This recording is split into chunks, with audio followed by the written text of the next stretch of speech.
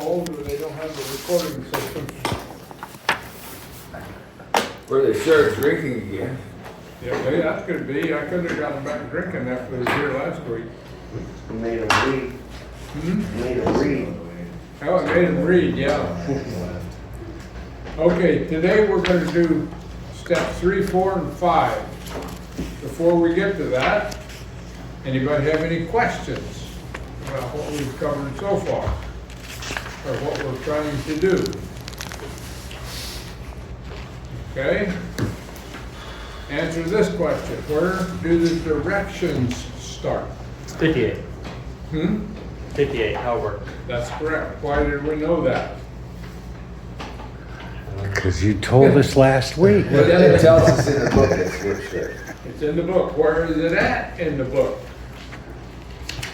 I don't know. 57? Come on, guys. Page 29. Go to page 29 and read about the 3 or 4 lines down. Doesn't it say further on? What does it say? It says further on. Clear-cut directions are given showing how we recover. Yes. And why do we know it's on page 58? Because we read Because it. it just told us we were done with chapter on the agnostics. I don't get that. What do you mean? Well, it just, before that statement, it just told us that it told us everything there was about we agnostics, that chapter. Oh, Which ends on page 58:7. Then it says further on, clear-cut directions are given, so page 58, gotcha. okay? And has anybody learned at this point who we discipline in this program? Ourselves. Ourselves. So, because there's something wrong with us, or we wouldn't be here. Okay. That's fact. We're gonna get into new thinking. We all should have a little faith by now and have a higher power and be ready to tackle these spiritual tools, which will be given to us from page 58 on. So, we're gonna start today in the 12 and 12. And we're gonna go through the first 3 steps, but we're gonna go to the foreword first and go through that. When we get to step 3, we'll start reading around the table. Right now, I'm going to talk to you a little bit.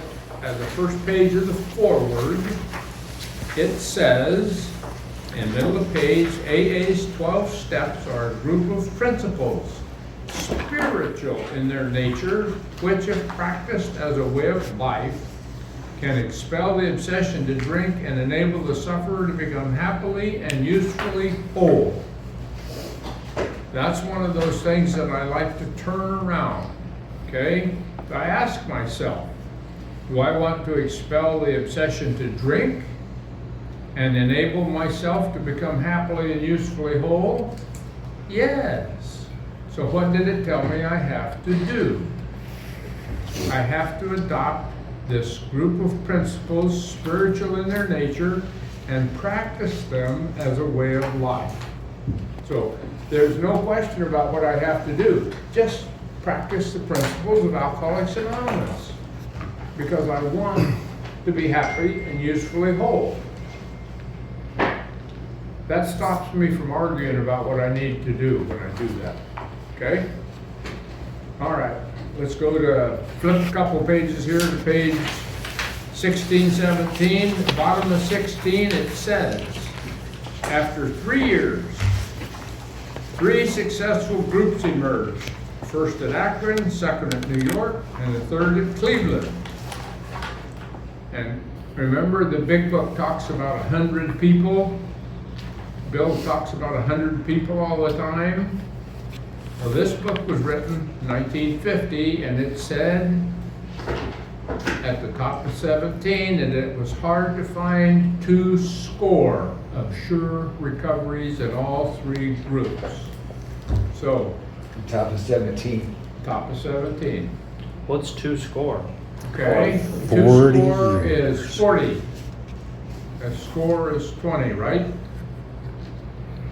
407 years ago. Anybody ever hear that? Mhm. Yeah. What did Abe Lincoln say? He said 87 years ago. Yeah, right. Okay, so in June of 1938, when they had already started writing the big book, there were only 40 real sure people sober.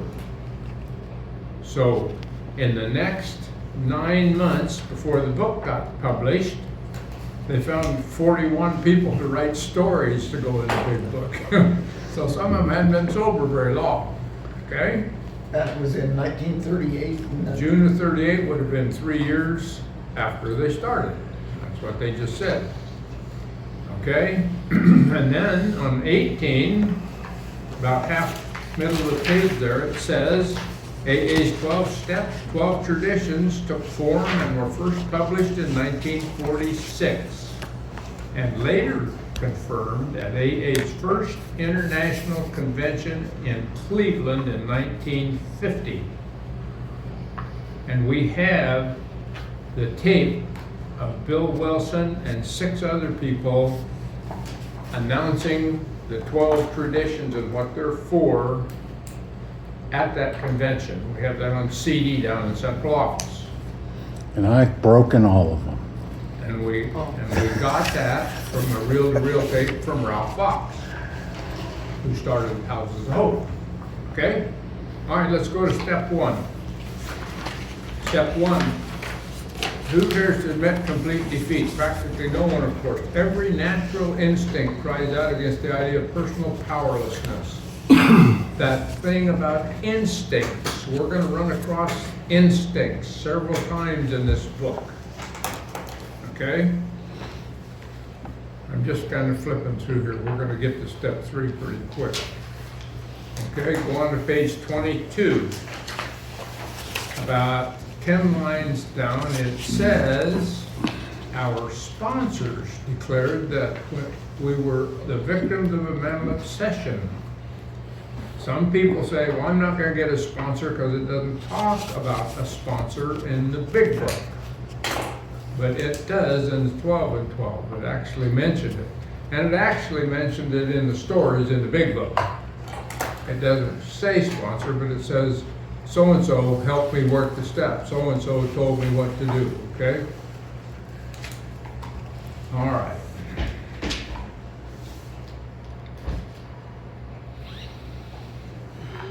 Let's go to step 2. If you remember last time I told you there were 5 different types of people trying to get a power greater than themselves. So I'm going to point those out to you. That second paragraph says, let's look first at the case of one of those who says he won't believe, the belligerent one. And none of us probably are any one of these things. We're probably a combination of things, okay?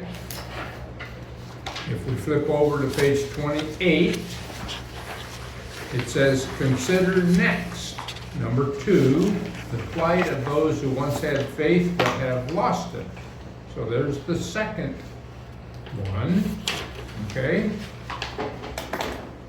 Then on page 29, it says that bottom paragraph, now we come to another kind of problem, the intellectual, self-sufficient man or woman, okay?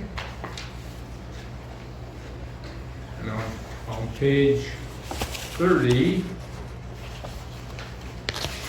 first paragraph says, another crowd of AAs, so that's number 4, says we were plumb disgusted with religion and all its works, okay?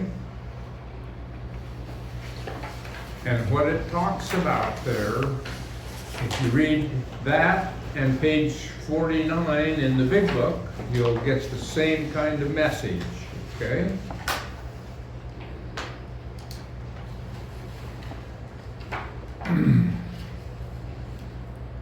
At the bottom, clear to the bottom on page 31, now let's take the guy full of faith but still reeking of alcohol. That's number 5. Okay?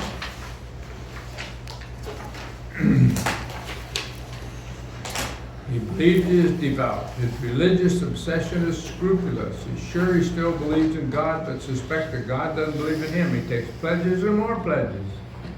Following each, he not only drinks again, but acts worse than the last time. Vainly he tries to fight alcohol, imploring God's help. But the help doesn't come. What then can be the matter? I'm reading this for a purpose. To clergymen, doctors, friends, and families, the alcoholic who means well and tries hard is a heartbreaking riddle. Why is that important? Because they talked about the riddle in the big book. Yes. On page 22 in the big book, it says, we can't solve the riddle. We don't know why somebody would go back drinking after all the problems it's caused them. Can't solve the riddle. So in here it says, it's a heartbreaking riddle. To most AAs, it is not. There are too many of us who've been just like him and have found the riddle's answer. The answer has to do with the quality of faith rather than the quantity. I can go to church every day. I can say all the prayers I want to say. But if I don't get it deep down inside in my heart and develop a quality of faith rather than quantity, I can't solve the riddle. I'll probably go back drinking. Okay? And it also solves the riddles problem on page 116 in the big book.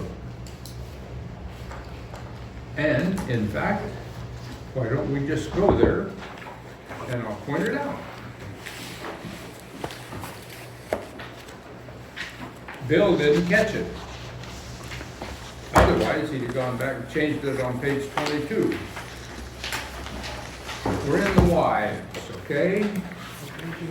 Page 22. Yeah. We'll start with Dan. Read that paragraph that says we have elsewhere.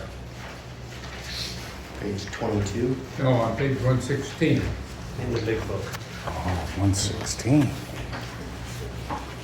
We have elsewhere remarked how much better life is when lived on a spiritual plane. If God can solve the age-old riddle of alcoholism, he can solve your problems too.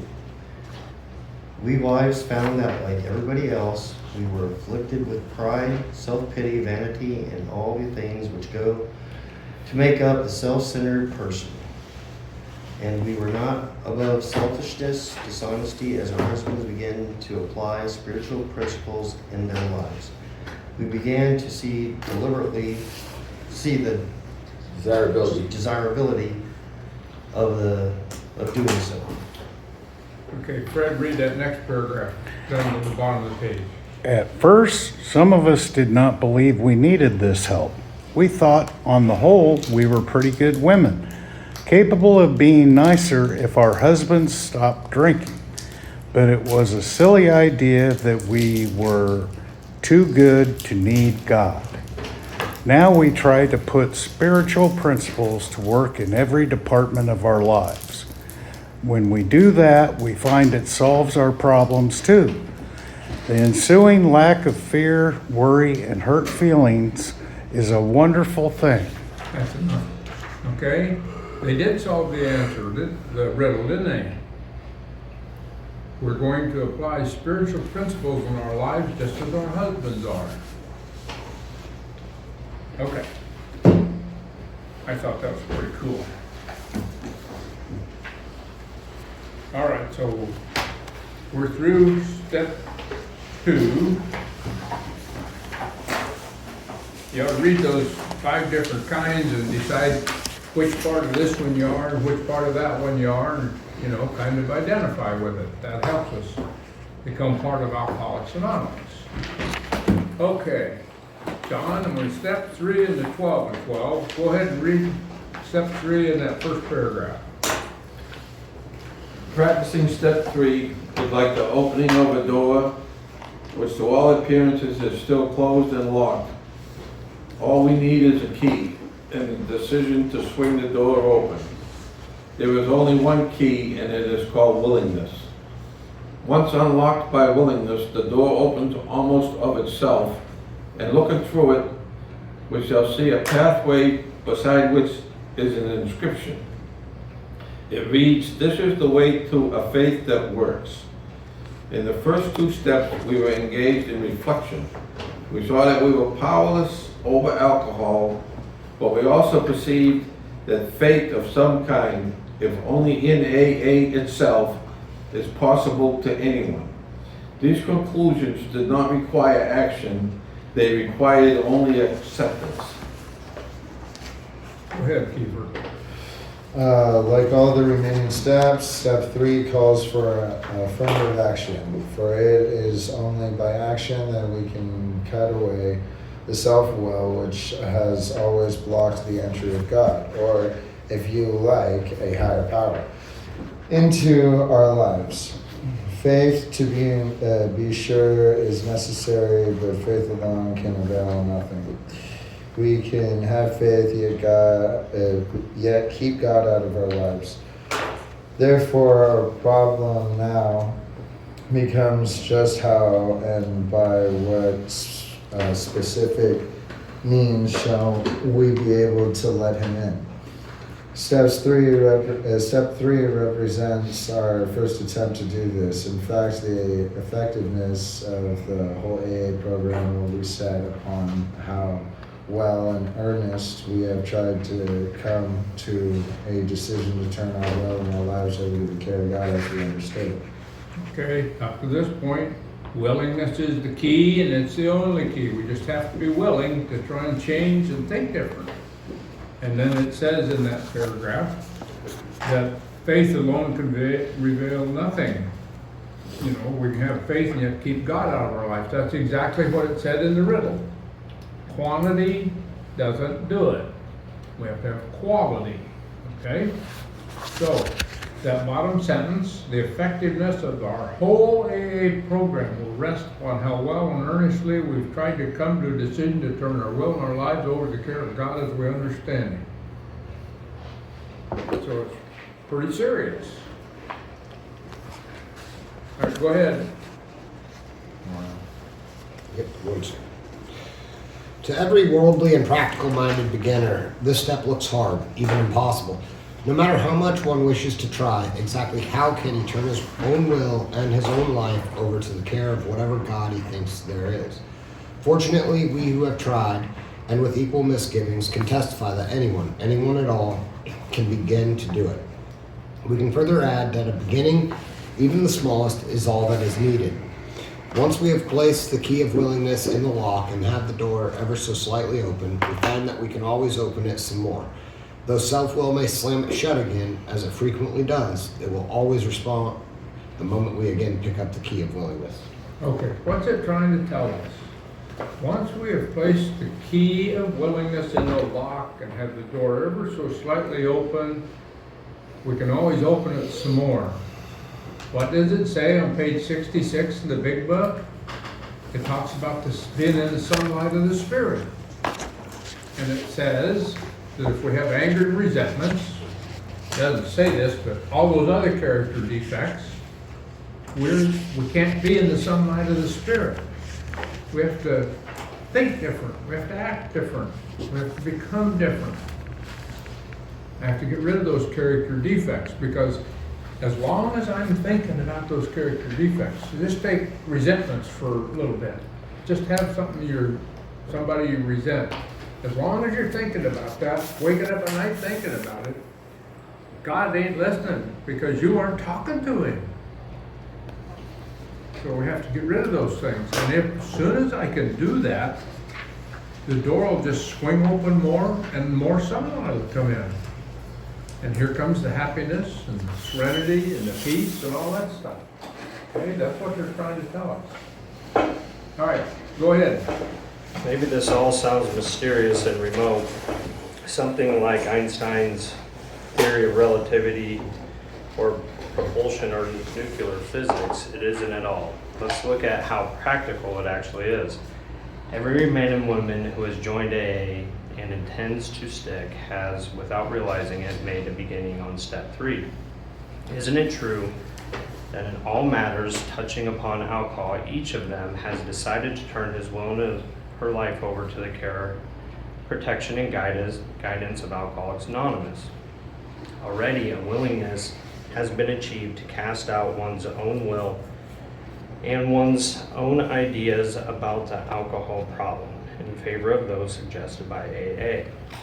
Any willing newcomer feels sure AA is the only safe harbor for the foundering vessel he has become. Now, if this is not turning one's will and life over to a newfound providence, then what is?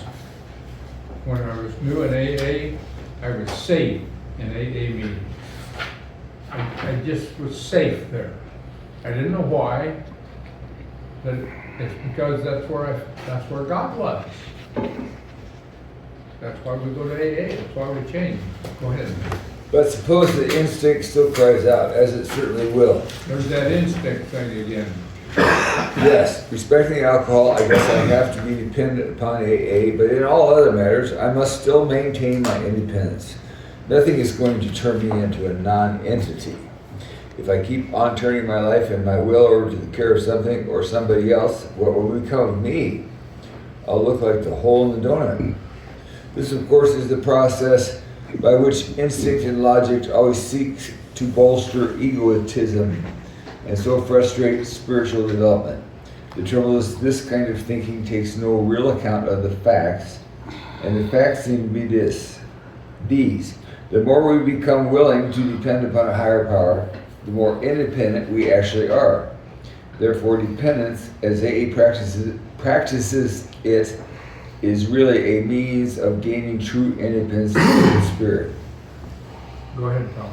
Let's examine for a moment this idea of dependence at the level of everyday living. In this area, it is starting to discover how dependent we really are and how unconscious of that dependence.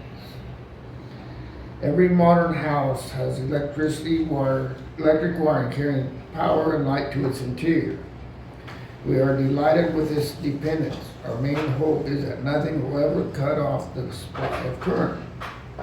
By so accepting our dependence on this marvel of science, we find ourselves more independent personally. Not only are we more independent, we are even more comfortable and secure. Power flows just where it is needed. Silently and surely, electricity, that strange energy that so few people understand, meets our simplest daily needs. And our most desperate ones too. Ask the polio sufferer confined into an iron lung who depends on, with complete trust, upon a motor to keep the breath of life in him.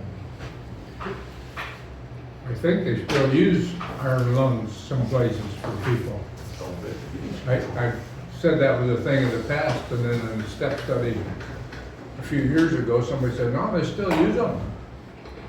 I saw those when I was getting treated for polio when I was a little guy, about 5 years old, in the Children's Hospital in Denver. That's scary to watch somebody in there having a machine breathe for you. Okay, I'm going to read this paragraph, and this is really important. But the moment our mental or emotional independence is a question, how differently we behave, how persistently we claim the right to decide all by ourselves just what we shall think and just how we shall act. Oh yes, we'll weigh the pros and cons of every problem. We'll listen politely to those who would advise us, but all the decisions are to be ours alone. Nobody is going to meddle with our personal independence in such matters. Besides, we think, there is no one we can surely trust. We are certain that our intelligence, backed by willpower, can rightly control our inner lives and guarantee us success in the world we live in. This brave philosophy, wherein each man plays God, sounds good in the speaking, but it still has to meet the acid test. How well does it actually work? One good look in the mirror ought to be answer enough for any alcoholic. Okay? That talks about the acid test there. Make a note of that because we're going to run into that again, and I'm going to ask you where it was. Okay?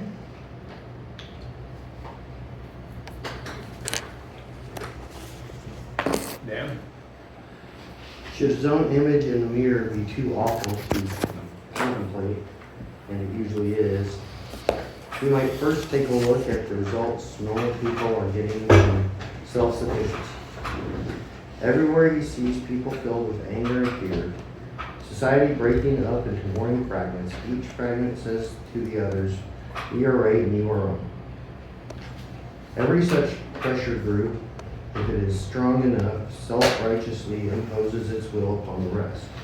And everywhere the same thing is being done on an individual basis. The sum of all this mighty effort is less peace and less brotherhood than before.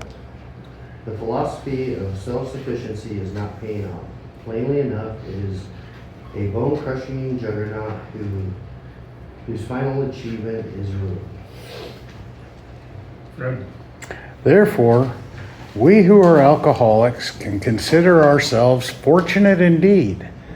Each of us has had his own near fatal encounter with the juggernaut of self-will and has suffered enough under its weight to be willing to look for something better. So it is by circumstance rather than by any virtue that we have been driven to AA, have admitted defeat, have acquired the rudiments of faith, and now want to make a decision to turn our will and our lives over to a higher power. We realize that the word dependence is as distasteful to many psychiatrists and psychologists as it is to alcoholics. Like our professional friends, we too are aware that there are wrong forms of dependence. We have experienced many of them. No adult, man or woman, for example, should be in too much emotional dependence upon a parent. They should have been weaned long before, and if they have not been, they should wake up to the fact. This very form of faulty dependence has caused many a rebellious alcoholic to conclude that dependence on any sort must be intolerably damaging. But dependence upon AA group or upon a higher power hasn't produced any baleful results. When World War II broke out, the spiritual principle had its first major test. AAs entered the services and were scattered all over the world. Would they be able to take discipline, stand up under fire, and endure the monotony and misery of war? Would the kind of dependence they have learned in AA carry them through? Well, it did. They had even fewer alcoholic relapses or emotional binges than AA's Safe at Home did.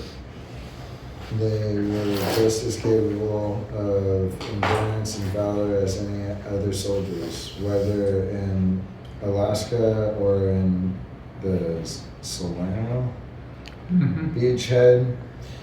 Their dependence upon a higher power worked, and far from being a weakness, this dependence was their chief source of strength. So how exactly can the willing person continue to turn his will and his life over to the higher power? He made a beginning, we have seen, when he commenced to rely upon AA for the solution of his alcohol problem. By now, though, the chances are that he has become convinced that he has more problems than alcohol, and that some of these refuse to be solved by all the sheer personal determination and courage he can muster. They simply will not budge. They make him desperately unhappy and threaten his newfound sobriety. Our friend is still victimized by remorse and guilt when he thinks of yesterday. Bitterness still overpowers him when he broods upon those he still envies or hates. His financial insecurity worries him sick, and panic takes over when he thinks of all the bridges to safety that alcohol burned behind him. And how shall he ever straighten out that awful jam that cost him the affection of his family and separated him from them? His lone courage and unaided will cannot do it.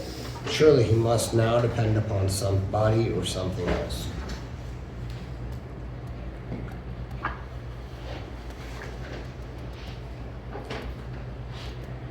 At first, that somebody is likely to be his closest AA friend.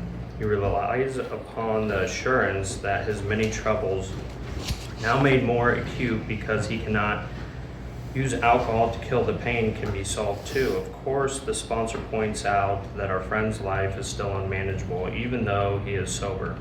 And after all, only a bare start on AA's program has been made. More sobriety brought about by the admission of alcoholism and the attendance at a few meetings is very good indeed, but is bound to be a far cry from permanent sobriety and contented, useful life. That is just where the remaining steps of the AA program come in. Nothing short of continuous action upon these as a way of life can bring the much desired results. Okay, there's another one of those things I like to turn around.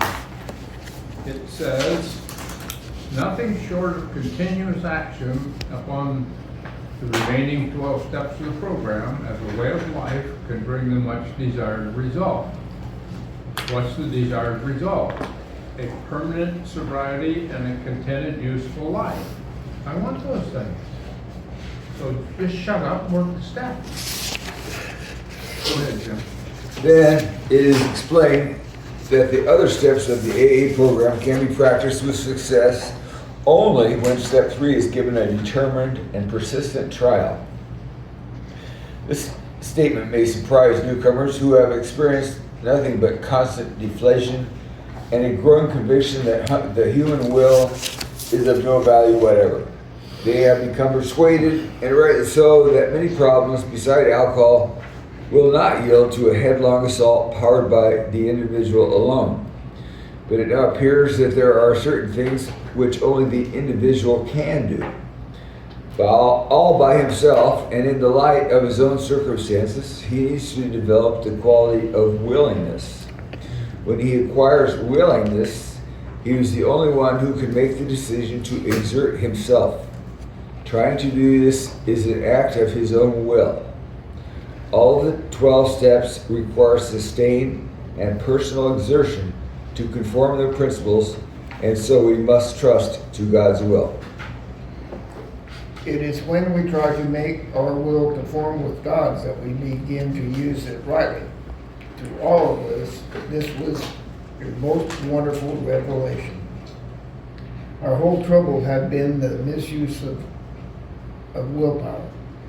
We had tried to bombard our problems with it instead of attempting to bring it into agreement with God's intention for us.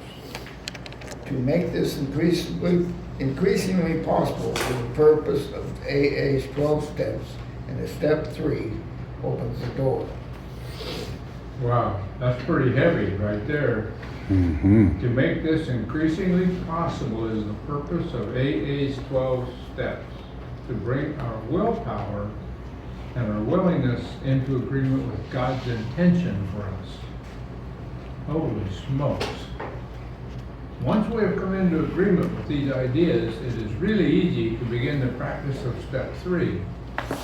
In all times of emotional disturbance or indecision, we can pause and ask for quiet, and in the stillness, simply say, God grant me the serenity to accept things I can't change, courage to change things I can, wisdom to know the difference. Thy will, not mine, be done.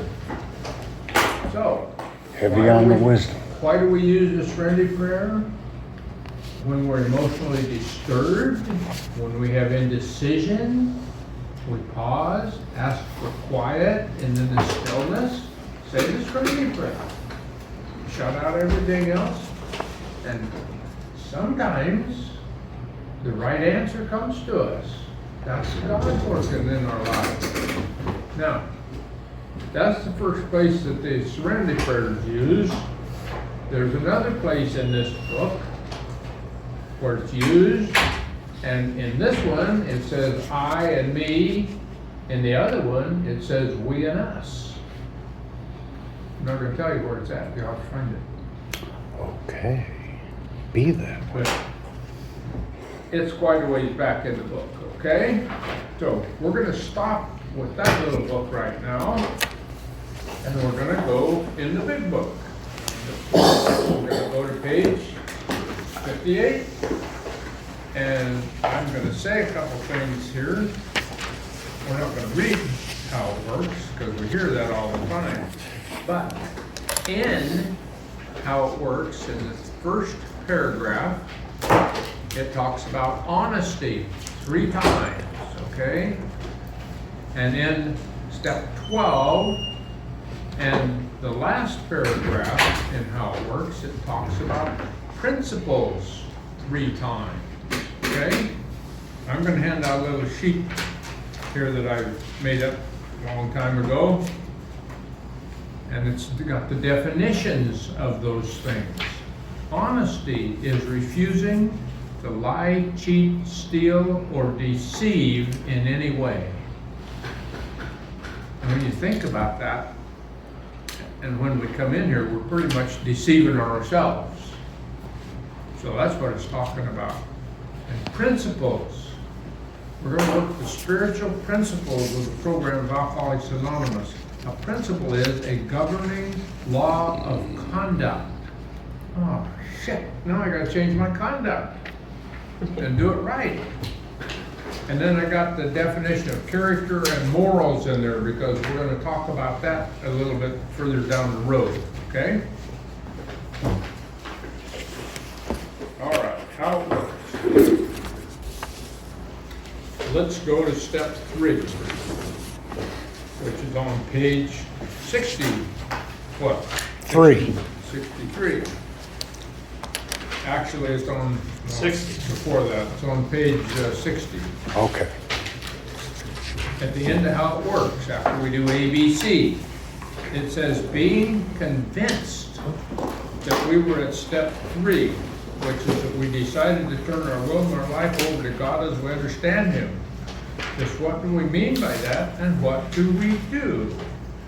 It gave us a question, didn't it? So you know what's going to come next? The answer. The answer. The first requirement is to be convinced that any life run on self-will can hardly be a success. On this basis, we're always in collision with somebody or something.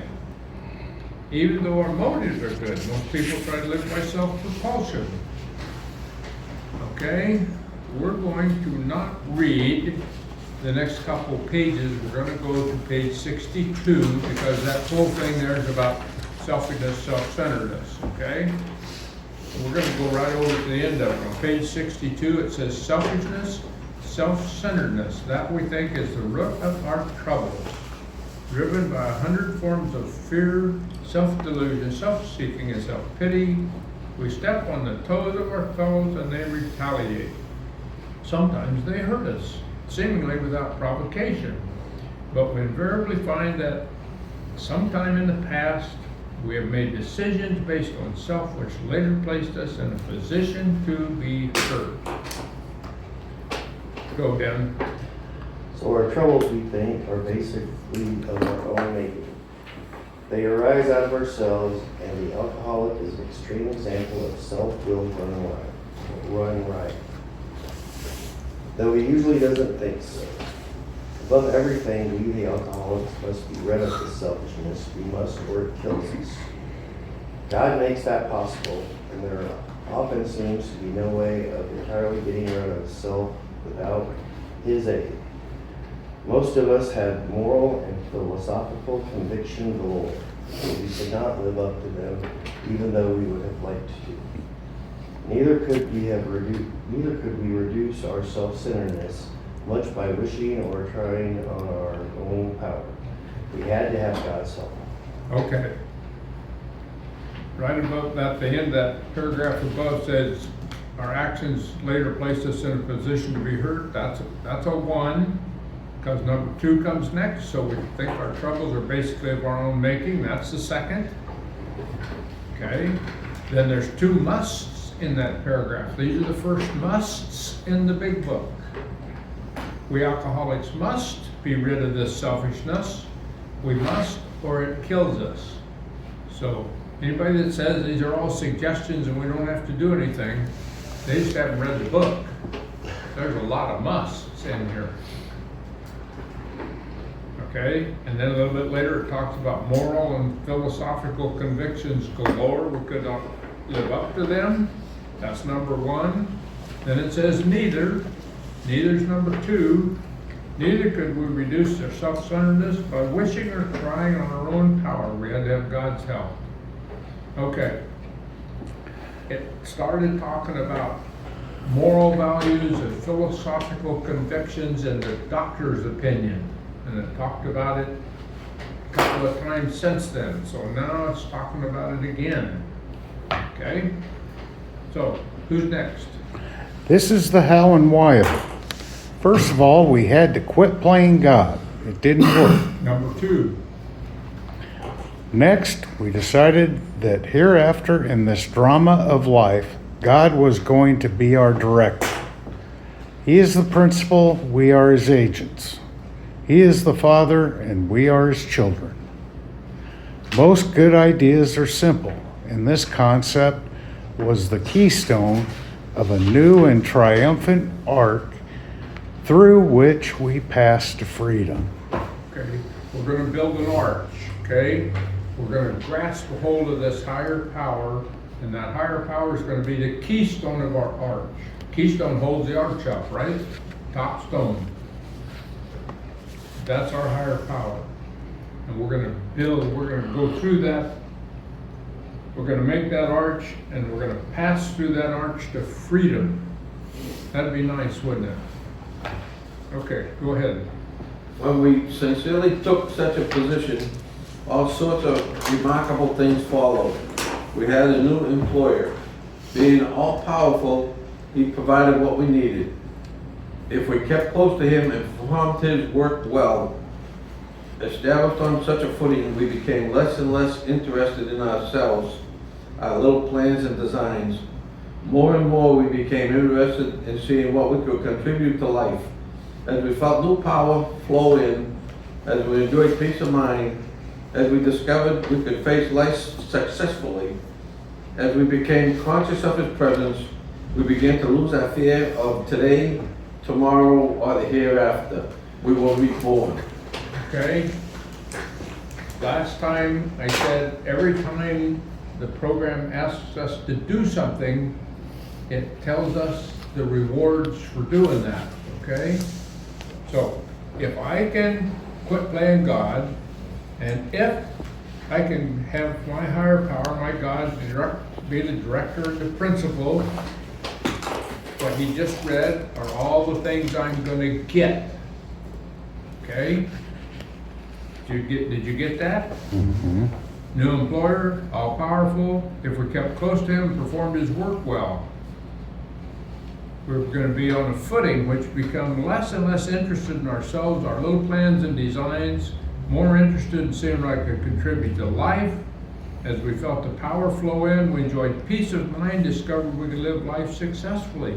I want those things. So I have to do the work. Okay? Next is the third step prayer. And that came out of Bill Wilson's story. Okay? So go ahead and read that. We were now at step 3.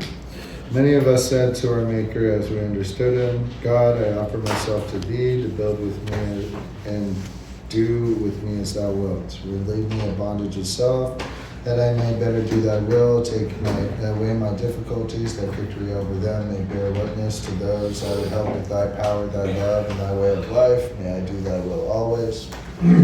We thought well before taking this step, making sure we were ready, that we could at last abandon ourselves utterly to him.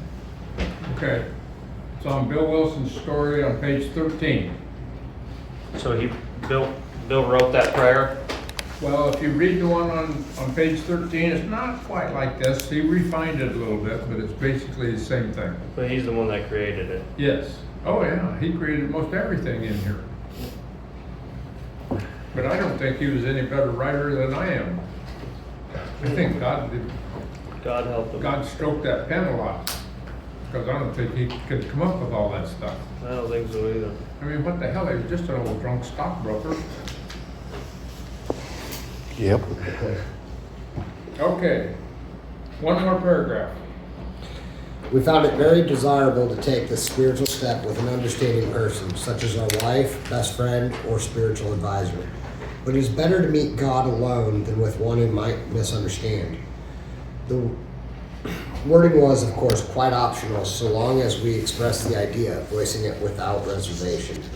This was only a beginning, though if honestly and humbly made and effective, sometimes a very great one was felt at once. Okay, so that's the end of step 3 in the big book, because next, is personal house cleaning, we're starting on step 4, okay? So let's go to the 12 and 12, and we'll read a little bit out of step 4 and the 12 and 12.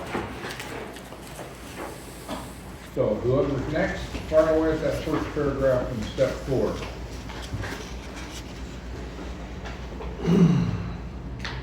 Creation gave us instincts for a purpose. Without them, we wouldn't be complete human beings. If men and women didn't exert themselves to be secure in their persons, made no effort to harvest food or construct shelter, there would be no survival. If they didn't reproduce, the earth wouldn't be populated. If there were no social instinct, if men cared nothing for society of one another, there would be no societies. So these desires for the sex relation, for material and emotional security, and for companionship are perfectly necessary and right, and surely God-given. Yet these instincts, so necessary for our existence, often far exceed their proper functions. Powerful, blindly, many times subtly, they drive us, dominate us, and insist upon ruling our lives. Our desires for sex, for material and emotional security, and for an important place in society often tyrannize us. When thus out of joint, man's natural desires cause him great trouble, practically all the trouble there is. No human being, however good, is exempt from these troubles.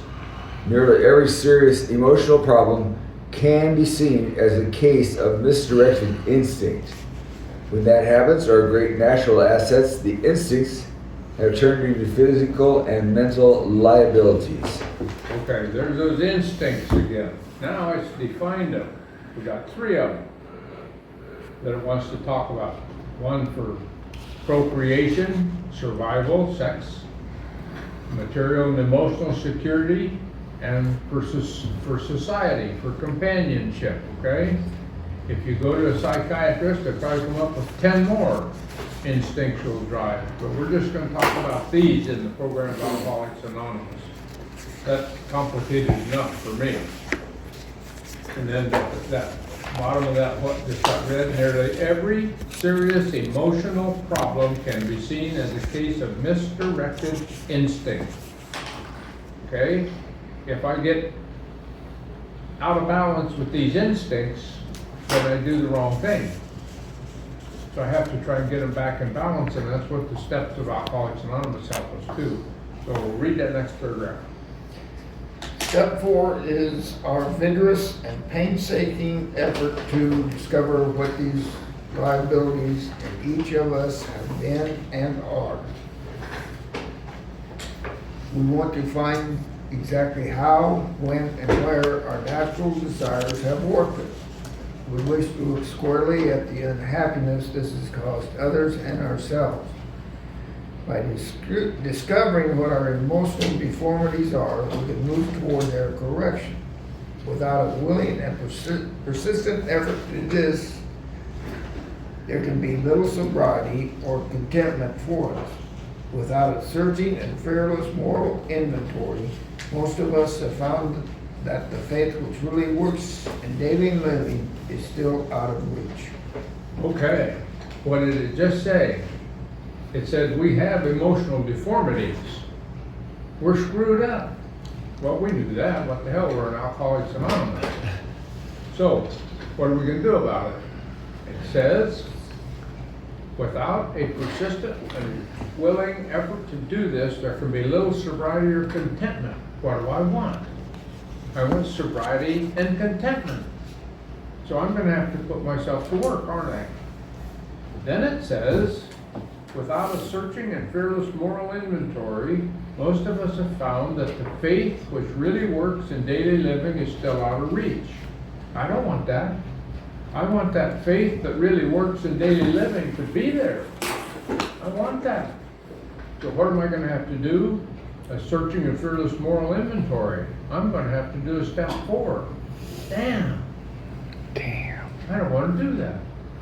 But if I want the things that they have to do to get it, I gotta do them.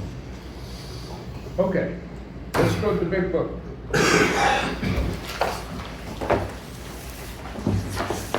My turn. Bottom of 63. Next, number 2. We got a higher power. He's going to be our director. Number 2 is we launched out on a course of vigorous action. The first step of which is a personal house cleaning, which many of us had never attempted. So our decision was a vital and crucial step that could have little permanent effect unless at once followed by a strenuous effort to face and be rid of the things in ourselves which had been blocking us. Our liquor was but a symptom, so we had to get down to causes and conditions. Go ahead. Therefore, he started upon personal inventory. This was step 4. A business which takes no regular inventory usually goes broke. Taking a commercial inventory is a fact-finding and fact-facing process. It is an effort to discover the truth about the stock and trade. One object is to disclose damaged or unsellable goods, to get rid of them promptly and without regret. If the owner of the business is to be successful, he cannot fool himself about values. We did exactly the same thing with our lives. We took stock honestly. First, we searched out the flaws in our makeup which caused our failure.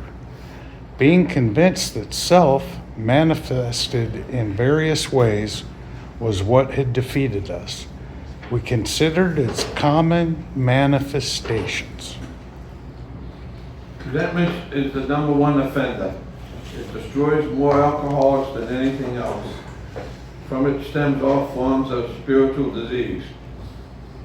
For we have been not only mentally and physically ill, we have been spiritually sick. When the spiritual malady is overcome, we straighten out mentally and physically. In dealing with resentments, we set them on paper. We listed people, institutions, or principles with whom we were angry. We asked ourselves why we were angry.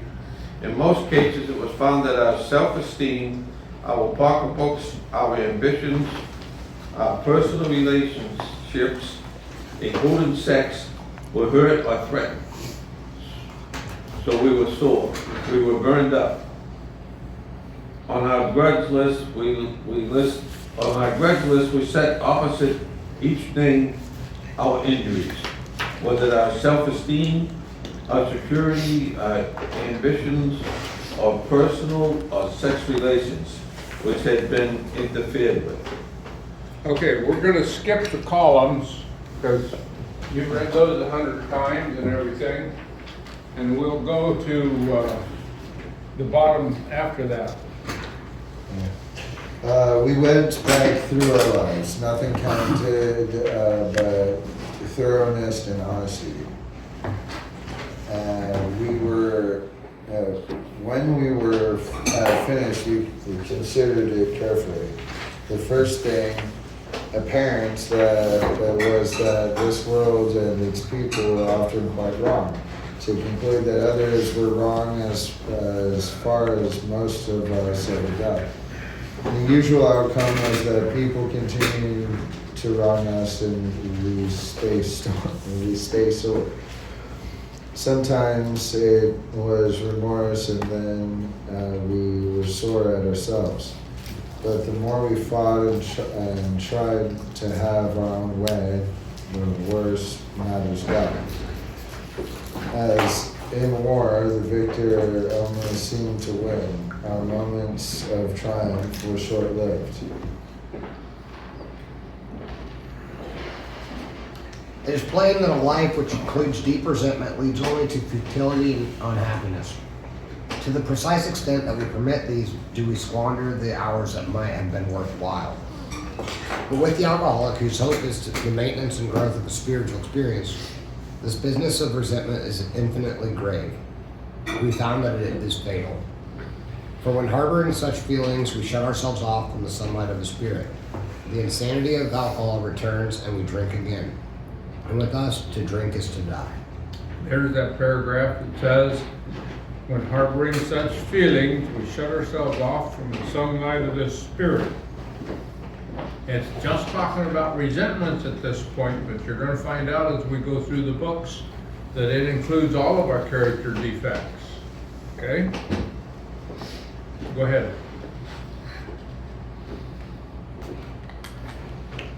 If we were to live, we had to be free of anger. The grouch and the brainstorm were not for us. It may be the dubious luxury of normal men, but for alcoholics, these things were poison. Read another one. We turned back to the list, for it held the key to the future. We were prepared to look at it from an entirely different angle. We began to see that the world and its people really dominated us. In that state, the wrongdoing of others, fancied or real, had power to actually kill. How could we escape? We saw that these resentments must be mastered, but how? We could not wish them away any more than alcohol. Okay. And that paragraph says we turn back to the list. If you go back through these pages, you're going to find that it says put it on paper or list it about 12 times. And there's a reason for that, because in step 4 in the 12 and 12, it says this will be the first tangible evidence of we're moving forward. That means something we can touch and feel and see. Okay? That's why we put it on paper, so we're not just spinning it around in our head. We're looking at it, saying, damn, that's me. I'm not like that, but I am like that. Okay? The next thing is, that paragraph talks about fancied or real. It also talks about that in the 12 and 12 in a couple spots. On page 82 and 59. And it also talks about it in a story in the back of the big book on page 207. What are they trying to tell us? I am who I am. Things that happened in my life made me the way I am, made me react the way I react. But did I take everything the way it was meant?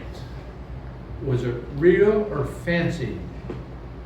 I'm about 10 years old, and my dad and my uncle and another guy are dismantling old pull-type combines. Heavy metal, I-beams, all that kind of stuff. And I'm carrying what I can carry as a little kid, and I bumped my leg and hurt it. It hurt really bad, and I started to cry. And my uncle said, men don't cry. And I took him literally, okay?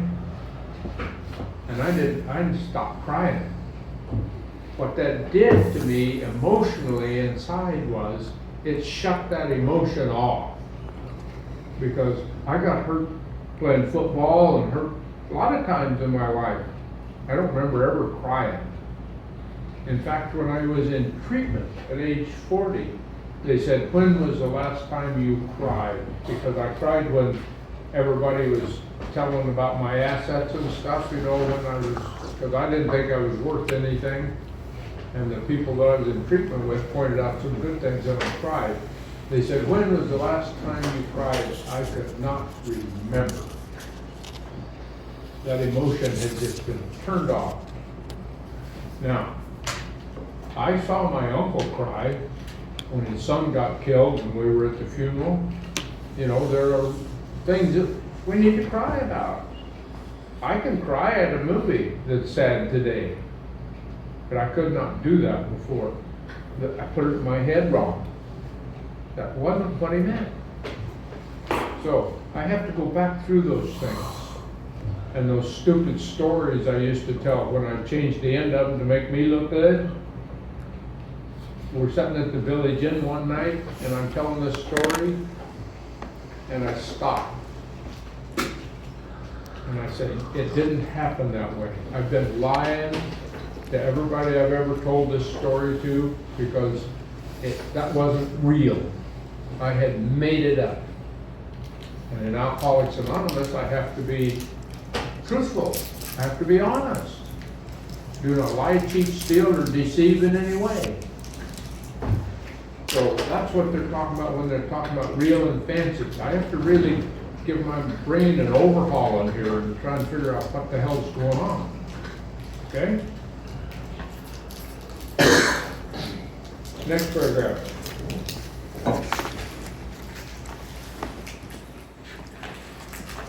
Yep. I don't know, where are we at? We turn back to the list that was just read, so bottom of page 66, this was our course. Okay. This was our course. We realized that the people who wronged us were perhaps spiritually sick. Though we did not like their symptoms and the way these disturbed us, they, like ourselves, were sick too. We asked God to help us show them the same tolerance, pity, and patience that we would cheerfully grant a sick friend. When a person offended us, we said to ourselves, this is a sick man. How can I be helpful to him? God, save me from being angry. Thy will be done. We avoid retaliation or argument. We wouldn't treat sick people that way. If we do, we destroy our chance of being helpful. We cannot be helpful to all people, but at least God will show us how to make a kindly and take a kindly and tolerant view of each and every one. Referring to our list again, putting out of our minds the wrongs others had done, we resolutely look for our own mistakes. Where had we been selfish, dishonest, self-seeking, and frightened?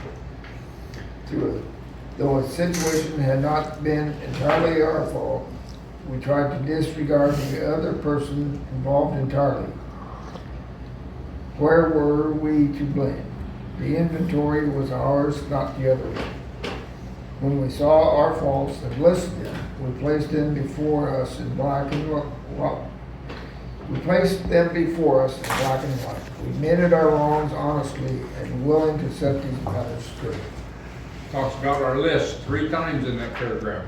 We're going to read over to where it says now about sex. I know it was the best one, so go ahead, Dan. Notice that the word fear is bracketed alongside the difficulties with Mr. Brown. Do you want us to skip again ahead to now? I think he said skip. We got No, We're gonna read over to sex. Oh, he'll sorry. be all Sex right. is on 69. So Sorry, Dan. The employer and the wife. This short word somehow touches about every aspect of our lives. It was an evil and corroding thread. The fabric of our existence was shot through with it. It set in motion trains of circumstances which brought us misfortune we felt that we didn't deserve, but did not we?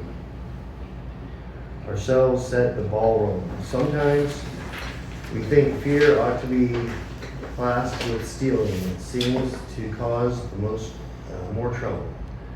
We reviewed our fears thoroughly. We put them on paper.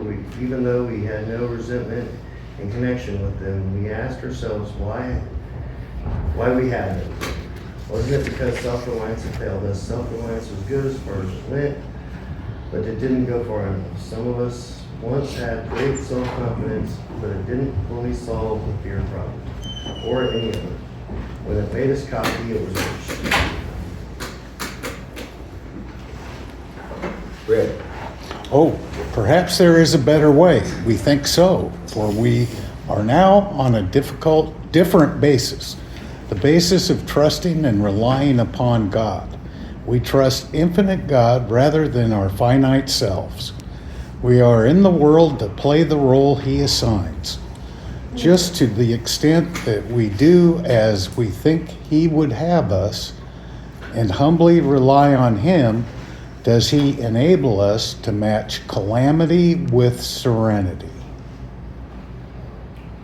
We never apologize to anyone for depending upon our Creator. We can laugh at those who think spirituality is the way of weakness. Paradoxically, it is the way of strength.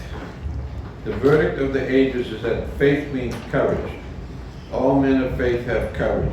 They trust their God. We never apologize for God. Instead, we let Him demonstrate through us what He can do. We ask Him to remove our fear and direct our attention to what He would have us be. At once, we commence to outgrow fear. Okay, we're gonna stop there, we're a little after 5. That paragraph right before that, we're in the world to play the role He assigns, just to the extent that we do as we think He would have us and humbly rely on Him, does He enable us to match calamity with serenity. I would like to be able to do that, match calamity with serenity. So what do I have to do? I have to rely on God.